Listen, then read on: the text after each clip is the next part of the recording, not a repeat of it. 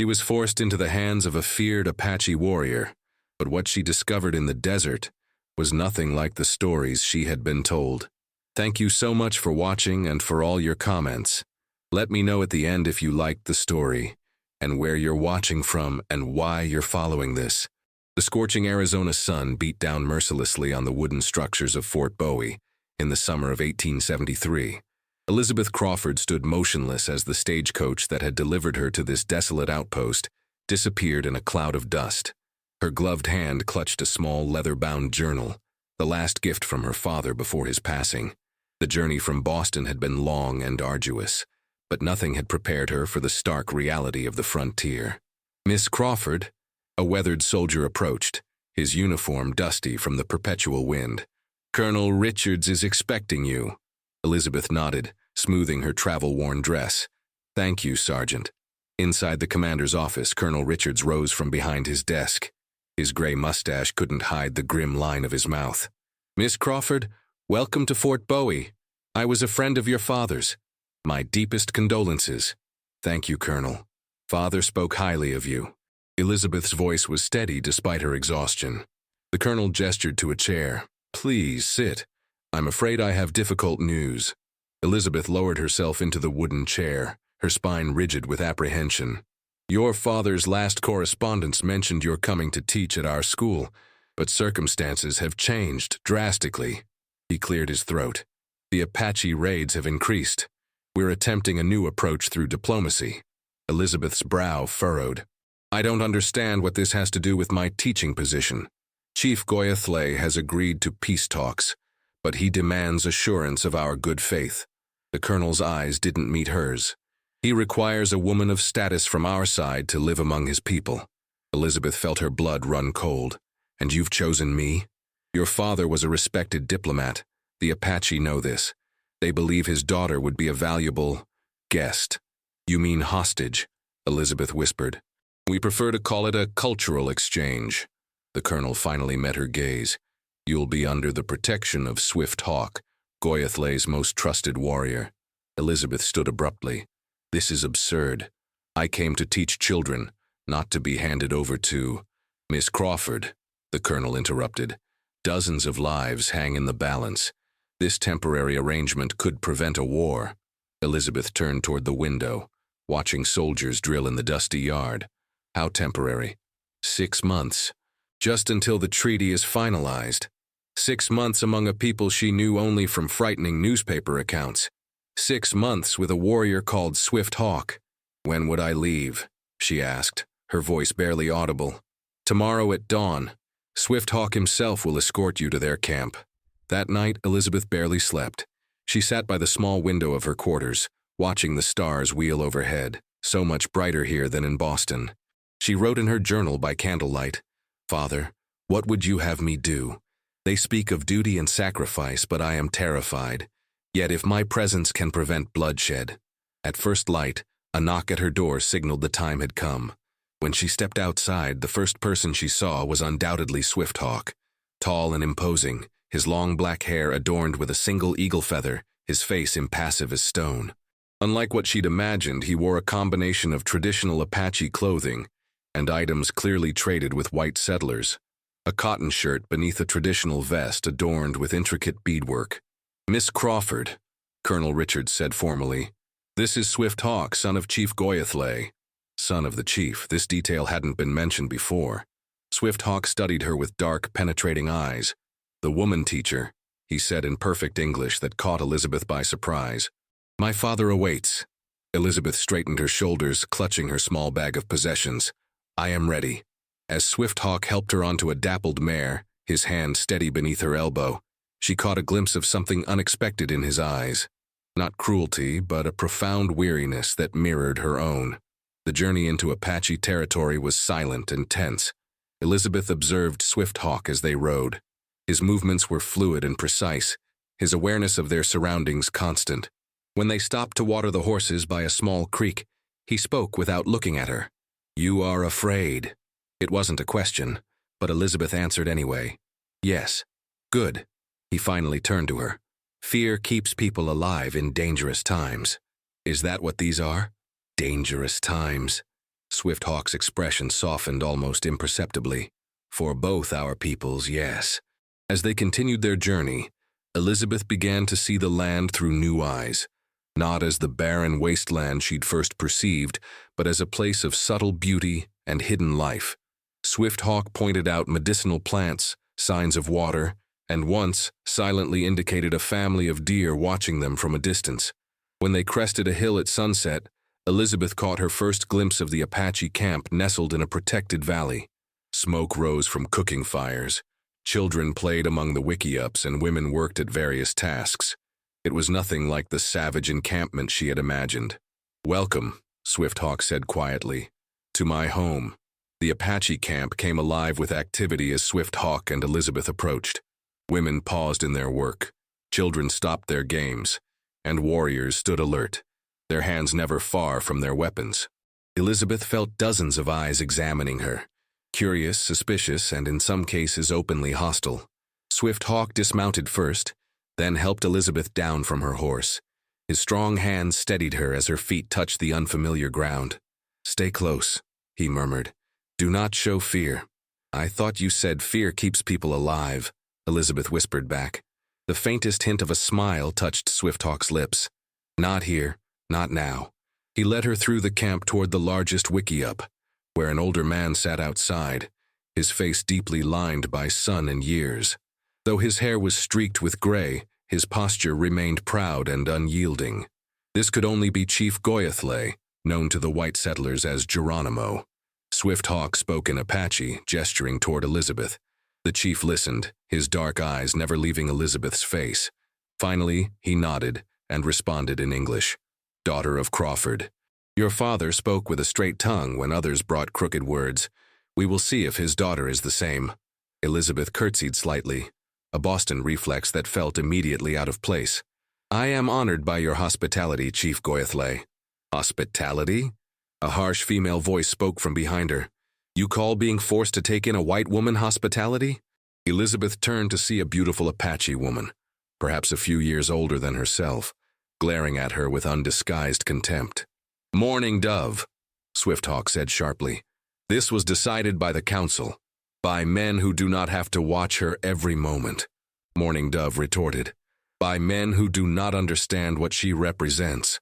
Chief Goyathle raised his hand, and Mourning dove fell silent, though her eyes still smoldered with resentment. "My son's sister speaks from pain," the chief explained. "Her husband and child were killed by soldiers last winter." Elizabeth's heart constricted. "I am sorry for your loss," she said to Mourning Dove. The woman's expression didn't soften. "Your sorrow does not bring them back." Swift-Hawk stepped forward. "Mourning Dove will show you where you will stay." His tone made it clear the discussion was over. The wickiup assigned to Elizabeth was small but clean, with soft hides covering the floor and a small fire pit in the center. Mourning Dove tossed a bundle of blankets inside. "These will keep you warm at night. The desert grows cold when the sun sleeps." Elizabeth nodded her thanks. "May I ask you something?" Mourning Dove crossed her arms. "Ask. What does Swift-Hawk mean when spoken in Apache?" A flicker of surprise crossed the woman's face. "His name is Tsegosini. It means chasing hawk." "Not Swift-Hawk? White men cannot pronounce our names properly, so they create new ones." Elizabeth considered this. "Will you teach me to say his name correctly?" Mourning Dove studied Elizabeth for a long moment. "Tsegosini," she said finally, pronouncing it slowly. Elizabeth attempted to repeat it, her tongue struggling with the unfamiliar sounds. Mourning Dove almost smiled at her effort. "You will need water," she said, handing Elizabeth a clay pot. "The stream is that way. Do not wander beyond it." Left alone, Elizabeth arranged her few possessions in the wickiup. When she emerged, she found Swift-Hawk, Tsegosini, waiting. "Come," he said simply. "You should learn our ways if you are to live among us." The following days blurred together as Elizabeth was immersed in Apache life. She learned to identify edible plants, to carry water in clay pots without spilling, to grind corn into meal. Her hands grew calloused, her skin tanned beneath the relentless sun, and her city clothes gave way to garments Mourning Dove reluctantly provided. a simple deerskin dress and moccasins that proved far more practical for daily life. At night, exhausted from physical labor she had never before experienced, Elizabeth wrote in her journal by firelight, "The Apache are nothing like what I was taught to believe. Their lives are deeply connected to this land in ways I am only beginning to understand. They waste nothing, honor everything the earth provides. Swift Hawk Tsegosini treats me with distant courtesy, but I sense his constant vigilance. I am both his charge and his burden." One evening, as Elizabeth sat outside her wickiup watching the sunset paint the desert in gold and crimson, Tsegosini approached and sat beside her, maintaining a respectful distance. "You work hard," he observed. "Mourning Dove says you do not complain. Would complaining change anything?" His lips curved slightly. "No." "Then why waste the breath?" Elizabeth looked at her hands, now rough and stained from plant dyes. "Besides, I'm learning." "What have you learned?"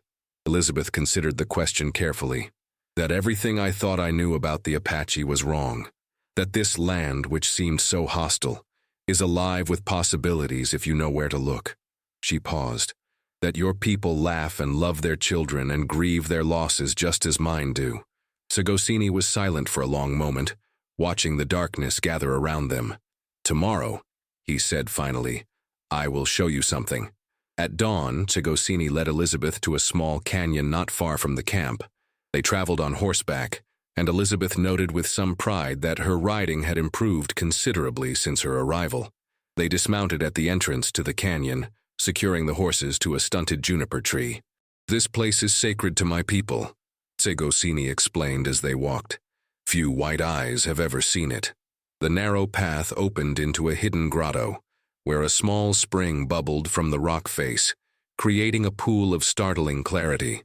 The walls around them were covered with ancient paintings, handprints, animals, spirals, and human figures engaged in hunting and ceremonies. "Our ancestors spoke to the spirits here," Tsegosini said quietly. "They left their stories for us to remember." Elizabeth approached the wall reverently, not touching, simply absorbing the power of the images. "How old are these?" "Older than anyone can say. My grandfather's grandfather saw them as a child." They sat by the pool in comfortable silence as the morning light shifted and danced across the water. Elizabeth felt a strange peace settle over her, a sense of being exactly where she was meant to be, despite all the circumstances that had brought her here. "Why did you bring me to this place?" she asked finally. Tsegosini met her eyes directly. "So you would understand what we are fighting to protect. Not just land, but our memory, our spirit." As they rode back to camp, something had shifted between them. A tentative bridge across a chasm of cultural difference and historical pain. Neither mentioned it, but both felt the change as clearly as the wind on their faces. When they returned, however, the camp was in upheaval. Riders had arrived with news. Soldiers had been spotted less than a day's ride away, moving toward Apache territory despite the peace negotiations. As Elizabeth watched Tsegosini confer urgently with his father and other warriors, Mourning Dove appeared at her side. "Now we will see where your loyalties truly lie, Boston woman," she said grimly. Tensions in the camp mounted as night fell. Warriors gathered around the council fire, voices rising and falling in heated debate. Elizabeth watched from the shadows, understanding little of their language but reading volumes in their gestures and expressions. Tsegosini stood beside his father, his face stoic, but his eyes alive with intensity as he addressed the gathering. Mourning Dove approached, offering Elizabeth a wooden bowl of stew. "Eat," she said curtly. "Tomorrow may bring hunger." "What's happening?" Elizabeth asked, accepting the food. "What are they saying?" Mourning Dove glanced toward the council. "Some believe we should break camp tonight, move deeper into the mountains. Others want to send warriors to meet the soldiers, to learn their purpose. And Tsegosini? What does he believe?" A flicker of something, pride perhaps, crossed Mourning Dove's face. "My brother counsels patience. He reminds them of the peace talks, of promises made." Elizabeth set down her bowl. "I should speak with them. If the soldiers are coming because of me." "No." Mourning Dove's hand clamped firmly around Elizabeth's wrist. "This is men's business. Besides, your words hold no weight here." But as the council dispersed, Tsegosini sought Elizabeth out, finding her by the small fire outside her wickiup. "The soldiers approach from the south," he said without preamble. 10 men, perhaps more. "What will you do?" "I will ride out at dawn with 4 warriors. We will learn their purpose without being seen." Elizabeth leaned forward. "Let me come with you." Segosini's eyebrows rose. "Why would I do this? If they're looking for me, I could speak with them, explain that I'm here willingly, that the peace talks must continue." "Are you?" he asked, his voice suddenly quiet. "Here willingly?" The question caught Elizabeth off guard. Was she? She had come under duress, a sacrifice to prevent violence. Yet in these weeks among the Apache, something had shifted. Her fear had given way to understanding, even to moments of unexpected joy. "I am now," she answered honestly. Segosini studied her face in the firelight as if searching for deception. Whatever he saw seemed to satisfy him. "Be ready before first light," he said finally. "Wear what Morning Dove gave you. White clothing shines like a beacon in the desert." Sleep evaded Elizabeth that night. She wrote in her journal by the dying embers of her fire, "Tomorrow I may stand between 2 worlds, belonging fully to neither." I find myself caring deeply about the future of the Apache people, their dignity, their right to their ancestral lands. Yet I cannot forget the faces at Fort Bowie, ordinary men and women also seeking to build lives in this harsh territory. Is there truly no path where both may walk in peace? Before dawn, Elizabeth dressed in the Apache clothing, braided her hair tightly, and tucked her father's compass into the small pouch at her waist. Outside, she found Segosini waiting with the horses and 4 warriors whose names she had learned: Stone Calf, Running Elk, Night Walker, and young Eagle Feather, barely 18 summers, but already renowned for his tracking skills. They rode in silence as the landscape gradually revealed itself in the gray pre-dawn light. Segosini kept his horse beside Elizabeth's, occasionally gesturing toward landmarks or pointing out signs of wildlife that would have remained invisible to her untrained eye. By mid-morning, Eagle Feather, who had ridden ahead, returned with news. The soldiers had made camp in a small canyon not far ahead. "They move openly," Eagle Feather reported. "No attempt at secrecy." "That could mean peaceful intentions," Elizabeth suggested. Stone Calf, the oldest of the warriors, shook his head. "Or confidence in their weapons." Segosini made a decision. "We will observe them first. Elizabeth will remain with me. The rest of you spread out. Watch all approaches to their camp." They dismounted and proceeded on foot, moving like shadows through the scrub brush and rocks. When they reached a ridge overlooking the soldiers' position, Segosini and Elizabeth lay flat, peering cautiously over the edge. 10 cavalry soldiers and an officer had established a basic camp.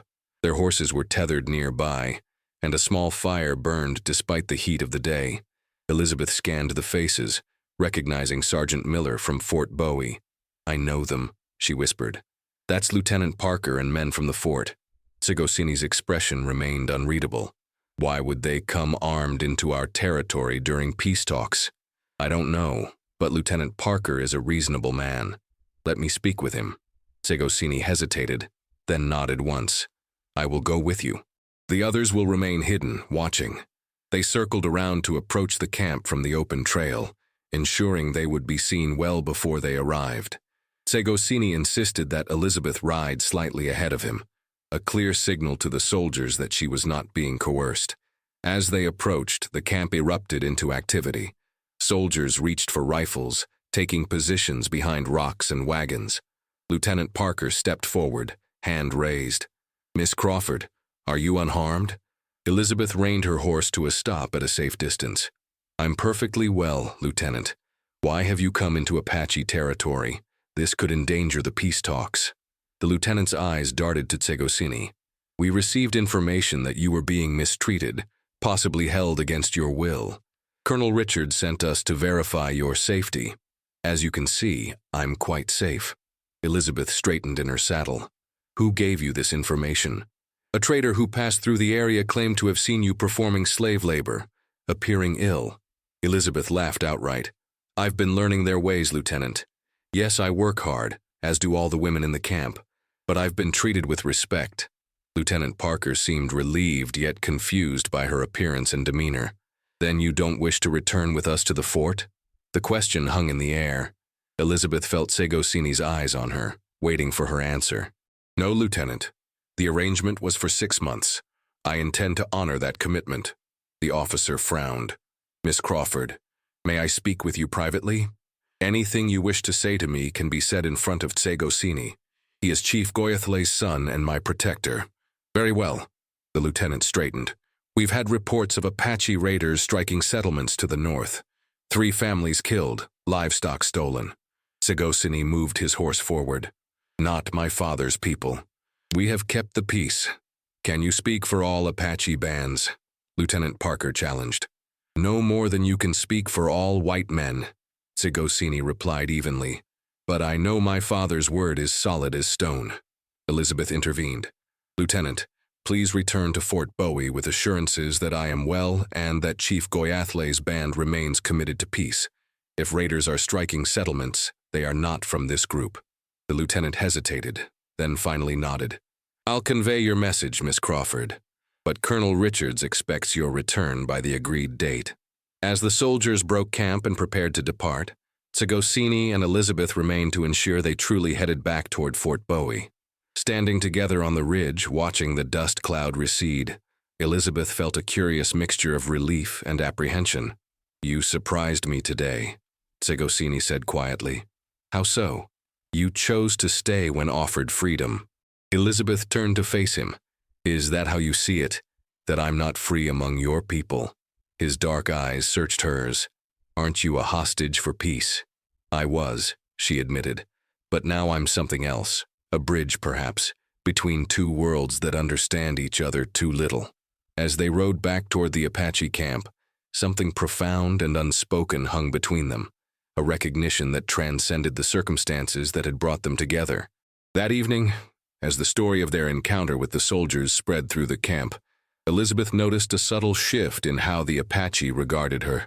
Where before there had been suspicion or mere tolerance, now there were nods of acknowledgement, even small gestures of acceptance. Morning Dove brought her a gift, a beautifully beaded bracelet of blue and white stones. For choosing to stay, she said simply, helping Elizabeth tie it around her wrist. Later, as twilight deepened, Segosini found Elizabeth outside her wiki-up, writing in her journal. The stars are clear tonight, he said, gesturing upward. Would you walk with me? Elizabeth accepted Segosini's invitation with a nod, tucking her journal safely inside her wiki-up. They walked in companionable silence beyond the perimeter of the camp, climbing a gentle slope that offered a view of both the Apache encampment below and the vast canopy of stars above. The night air carried a crisp coolness that belied the day's heat, and Elizabeth wrapped her shawl more tightly around her shoulders. Segosini noticed and wordlessly offered her his blanket, which she accepted with a grateful smile. Your people have names for the stars, she observed, looking upward.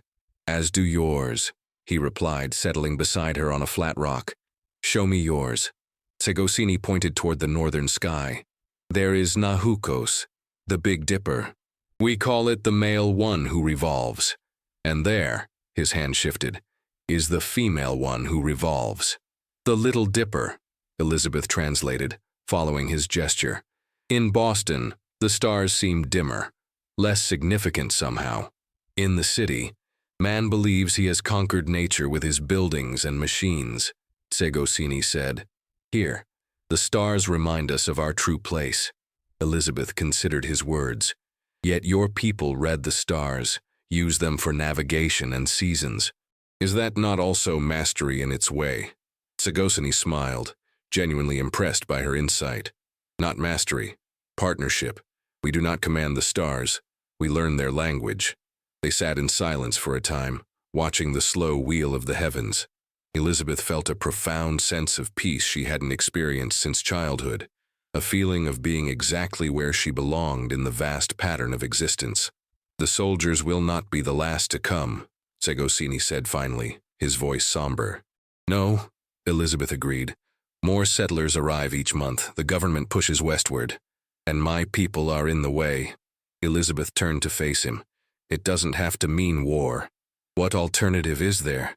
The white man's hunger for land never ends. Education, Elizabeth said firmly. Understanding, if both sides could see the humanity in each other as I've come to see it here. You are unusual among your kind, Tsegosini observed, as you are among yours. Their eyes met, and something unspoken passed between them. Recognition of kindred spirits caught in the tumult of historical forces beyond their control. I have decided, Tsegosini said suddenly, to travel to Fort Bowie myself, to speak directly with Colonel Richards. Elizabeth's eyes widened. Is that wise? You would be at their mercy, as you have been at ours.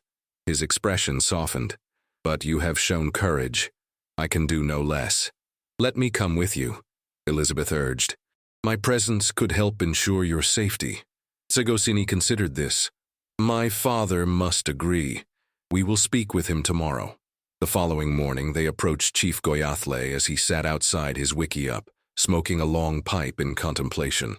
Elizabeth remained respectfully silent as Tsegosini presented their proposal in Apache. The chief listened impassively, occasionally glancing at Elizabeth with his penetrating gaze. Finally, he set down his pipe and spoke in English. My son says you wish to return to Fort Bowie with him, to speak for peace. Yes, Chief Goyathle, Elizabeth replied. I believe I can help ensure a fair hearing. And then? Will you return with my son, or remain among your people? The question caught Elizabeth off guard. She had not considered beyond the immediate mission. I gave my word to stay for 6 months. The chief's weathered face revealed nothing of his thoughts. Words are easy. It is actions that show a person's heart. Father, Tsegosini interjected, she has earned our trust. Chief Goyathle studied his son's face intently, then nodded once. You will leave tomorrow at dawn. Take Stone Calf and Running Elk with you. As they turned to go, the chief called Elizabeth back. Crawford's daughter. She faced him respectfully. My son sees something in you worth protecting. Do not make him regret his trust. I won't, Chief Goyathle, she promised solemnly. Preparations for the journey occupied the remainder of the day. Morning Dove helped Elizabeth pack supplies, their relationship now marked by a cautious respect rather than open hostility. You have changed, Morning Dove observed as they worked. How so? You move differently. Speak differently. The Boston woman is fading. Elizabeth smiled. Not fading. Growing, perhaps. Morning Dove's hands stilled. My brother also changes, since you're coming. Elizabeth looked up sharply, but Morning Dove's expression revealed nothing more than thoughtful observation. That evening, as Elizabeth sat by her fire writing in her journal, she reflected on the extraordinary path that had brought her here, and the uncertain journey ahead. The words flowed from her pen. Tomorrow we ride for Fort Bowie, Tsegosini and I, to speak for a peace that seems both essential and elusive. I find myself divided, not between loyalties, but between worlds I now understand are not so separate as they appear. We are all seeking the same fundamental things: safety, purpose, community, a future for our children. How strange that it took my captivity to make me truly free to see this truth. The journey to Fort Bowie took 2 days. They traveled cautiously, aware that not all who roamed the territory, white or Apache, respected the fragile peace they sought to strengthen. Stone Calf and Running Elk scouted ahead and behind, watching for signs of danger, while Tsegosini and Elizabeth rode side by side, their conversations ranging from practical matters of survival to deeper questions of philosophy and purpose. Your writing, Tsegosini asked during a brief rest. What do you capture in your journal? Elizabeth considered her answer carefully. Memories, observations, questions that have no easy answers. Will you share these writings when you return to your people? I hope to, she admitted, if I can find the right words to help them understand what I've learned. Tsegosini nodded thoughtfully. Words are like arrows. Once released, they cannot be called back. Then I must aim carefully, Elizabeth replied with a smile. As Fort Bowie came into view on the afternoon of the second day, Elizabeth felt a strange disconnection. The wooden structures that had once represented civilization and safety now seemed alien and constrained compared to the open sky and natural rhythms of the Apache camp. They were spotted by sentries before they reached the gates. A commotion ensued, and soon Colonel Richards himself emerged to meet them, flanked by armed soldiers. Miss Crawford, he called, his relief evident. "And Swifthawk, this is unexpected." Elizabeth dismounted, approaching the colonel with confidence she would not have possessed weeks earlier. "Colonel Richards, we come in peace to discuss the treaty." Inside the colonel's office, Elizabeth watched Tsegosini as he carried himself with quiet dignity, despite the barely concealed hostility of some of the soldiers. He presented his father's concerns directly: the continued encroachment on traditional hunting grounds, the need for fair trade agreements, the importance of respecting sacred sites. Colonel Richards listened with surprising receptiveness. "Your father's restraint during these months has not gone unnoticed, Swifthawk. We are prepared to establish clear boundaries for settlement and guaranteed hunting rights." The negotiations continued through the afternoon and into the evening. Elizabeth served as more than translator. She became a true mediator, helping each side understand the cultural assumptions and priorities of the other. As the meeting concluded, Colonel Richards addressed Elizabeth directly. "Miss Crawford, your father would be proud of your diplomacy today. Will you be remaining with us now at the fort?" Elizabeth felt Tsegosini's eyes on her as she answered, "No, Colonel. I gave my word to stay for 6 months. Half of that time remains." Later, as they prepared to depart the following morning, Elizabeth found Tsegosini standing alone at the edge of the fort, watching the sunset. "You could have stayed," he said without turning. "No one would have stopped you." "I know." She moved to stand beside him. "But my place is with you now, with your people." He turned to face her, the setting sun casting his features in gold. "And after, when the 6 months end?" Elizabeth reached for his hand, a gesture that would have been unthinkable weeks before. "I don't know what the future holds, but I know that my understanding of the world has expanded beyond returning to the life I once knew." "Perhaps," Tsegosini said softly, his fingers entwining with hers. "There is a path neither of us has seen before, one we might walk together." The journey back to the Apache camp was lighter somehow, filled with a sense of possibility. The preliminary agreement they carried promised a reprieve from violence, a chance for understanding to grow. As they approached the camp on the 3rd day, they were met by a rider, Eagle Feather, his face alight with joy. "Come quickly," he called. "There is celebration." They entered the camp to find the entire community gathered in the central clearing. Chief Goyathle stood waiting, his face solemn but his eyes warm. Beside him stood Mourning Dove, holding something in her arms. "My son returns with good news," the chief announced as they dismounted. "And on this same day, new life begins." Mourning Dove stepped forward, revealing a newborn infant wrapped in a blanket of soft rabbit fur. "My sister's child," she explained to Elizabeth, "born as the sun rose this morning." The timing seemed prophetic. A new agreement, a new life, a new beginning. As Elizabeth was drawn into the celebration, welcomed not as an outsider, but as one who had earned her place among them, she caught Tsegosini's gaze across the gathering. His smile, rare and genuine, spoke of possibilities neither had dared to imagine when they first met. That night, beneath a canopy of stars, Elizabeth wrote the final entry in her journal. "They forced me to live with the most ruthless Apache warrior, or so I believed. Instead, I found a man of principle and vision, a people of dignity and wisdom, and a love I never expected. Not just for Tsegosini, though my heart has chosen its path there, but for a way of life that honors the earth and all its creatures. Whatever comes next, whether I remain here or find some middle path between two worlds, I am no longer the woman who stepped off that stagecoach. I am stronger, wiser, and finally, truly free." As she closed her journal, a shadow fell across the entrance to her wickiup. Tsegosini stood there, his expression open and unguarded for the first time since they'd met. "May I join you?" he asked softly. Elizabeth smiled and moved aside, making room by her fire for the future they would build together.